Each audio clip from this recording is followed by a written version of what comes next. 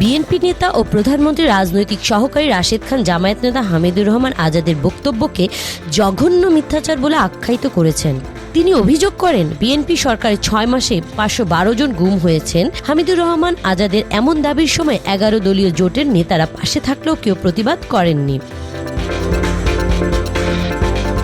রাশেদ খান দাবি করেন, জামায়াতের নেতারা আত্মবিশ্বাসের সঙ্গে মিথ্যা তথ্য প্রচার করছেন। একই সঙ্গে তিনি জাতীয় নাগরিক পার্টি এনসিপির সমালোচনা করে বলেন, জামায়াত নেতৃত্বাধীন জোটে গিয়ে দলটি গুজব, মিথ্যা ও প্রোপাগান্ডা ছড়ানো শিখেছে।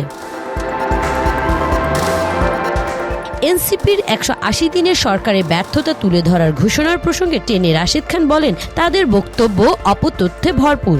তার দাবি, এ কারণেই মানুষের মধ্যে জামায়াত এনসিপির বিরুদ্ধে গুজব ও প্রোপাগান্ডা ছড়ানোর অভিযোগ তৈরি হয়েছে।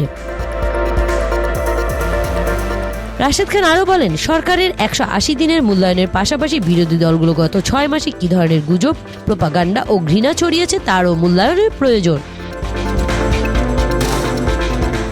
M1 TV news desk.